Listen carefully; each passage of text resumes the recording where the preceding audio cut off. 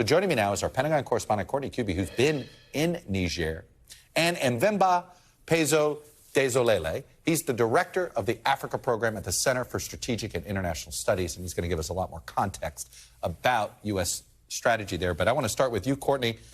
I'm glad you're there for reporting purposes. We can't wait to have you home, and I know you can't wait to get home. What's the situation? What's the latest that you're able to ascertain on the ground? So it's really hard to tell. I mean, everything from who's actually in charge here. We saw this video last night that you mentioned that included a bunch of different military leaders here. And it was a cross-section of people from the National Guard, the Army, even the Special Operations Forces, and even someone from the Presidential Guard, who are the initial group who took the president into custody or detention yesterday at the presidential palace. But it's still not clear who's actually in charge here. And I will say the curfew has just gone into effect here. It does seem tonight that that more people are abiding by it than what we saw even just last night. That's what this group announced, a curfew nationwide, ground stop of all air traffic, civilian and military aircraft, that's all aircraft. And they closed the borders for at least a week or so, but it's not really clear if that even could be extended. So today here in the Capitol, what we know is that unlike the protests yesterday, which were really focused around the presidential palace area and seemed to be people who were protesting the president's detention, today the protests first of all, were much bigger. They were around the National Assembly, which is not too far from there, but not in the direct area of the palace area. And they seemed to be protesting against the democratically elected president and in favor of this ruling military group. And they were a lot more fired up. They set a lot of cars on fire. There was smoke in the air here today for some time. And many of them were unfurling Russian flags. It's not really clear why that is. We've spoken with officials here for several days now. There's no indication that Wagner is behind this at this point. But, you know, we also know that Vladimir Putin held this Russia-Africa summit today, and one of the things they talked about was whether Russia would be able to somehow help to restore calm here. I will say, you know, the streets here right now have quieted down, probably because of the curfew, but there's no sense of any kind of real uprising except for over where the protests have been.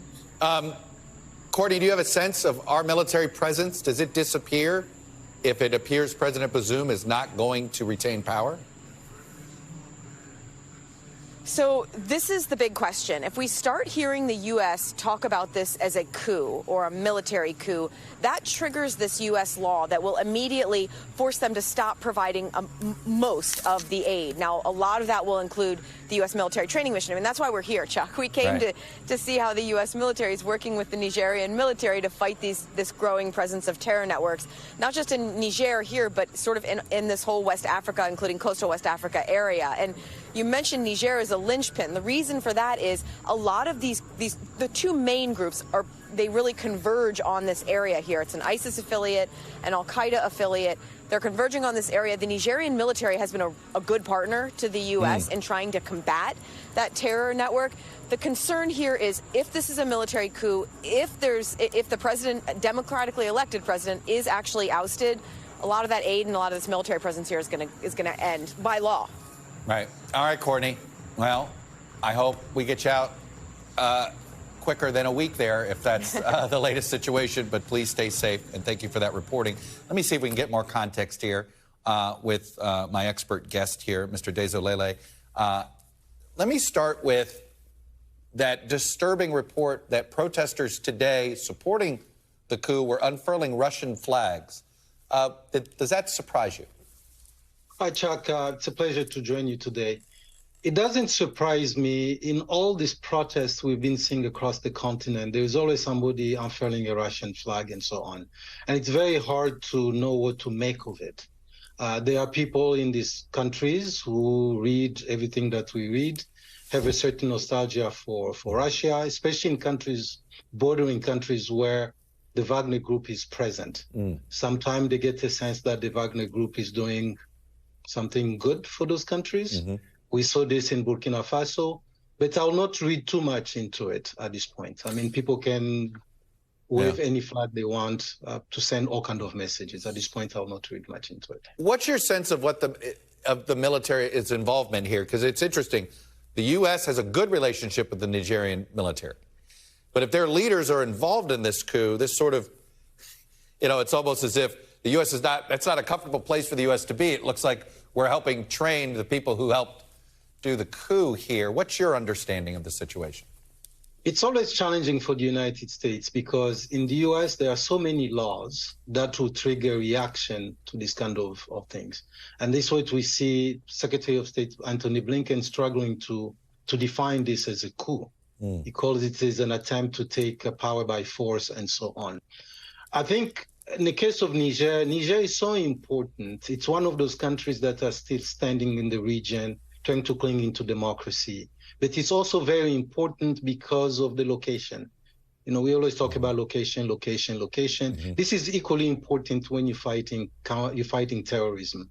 Niger borders Chad, it borders Libya, it borders Algeria, it borders Burkina Faso, it borders Mali. It's a tough neighborhood.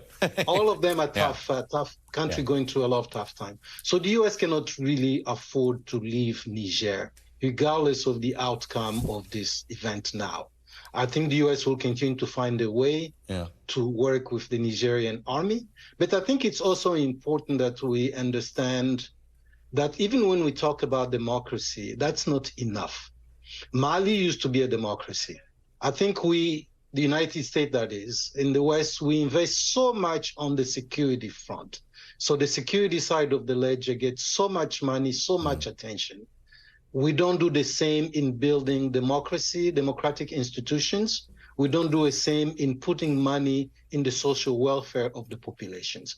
So there's a major gap. I've always said, if a country like Niger, with its democracy and democratic experience, or a country like Mali, when it was a democracy, were in Eastern Europe, they would have received a lot of support. Right. That does not happen when it comes to Africa. We talk one thing, we work a different thing. No. And that is problematic. The Eastern European example is a terrific one. The amount of non-military aid that we would send over versus what is there. Let me ask you this. What is your sense of the population in Niger? Are they unhappy with their leaders? Is it possible they are supporting this coup? Populations in Niger, populations in the entire band swath that we call the Sahel, are very unhappy with the political establishment at large. Not because they don't like democracy or anything, or not like they have a personal beef against these leaders, but the system is not delivering. People need education, people need jobs, and that is not there. Let's look at the case of Niger. Niger is the world's 7th largest producer of uranium. Very important ore, very important material. But they don't get the revenue that they deserve to survive on a daily basis. That is problematic. Niger has one of the highest fertility rates in the world. They still do not get the revenue they need for the few resources that have. Very important resources. France has been a colonial power there. France gets a lot of the uranium from Niger, but they don't pay the equivalent of what Niger expects. That is also a serious gap that is causing a lot of these challenges. Really glad to have you on, Mr. Dizolele. I really appreciate it. I think we don't cover this enough, and I'm thankful we had somebody there on the ground to bring the story, surface it better, and you've given it some context that's desperately needed. Appreciate it. Thank you, Chad. Thank you, Chuck. Appreciate it. Thanks for watching our YouTube channel. Follow today's top stories and breaking news by downloading the NBC News app.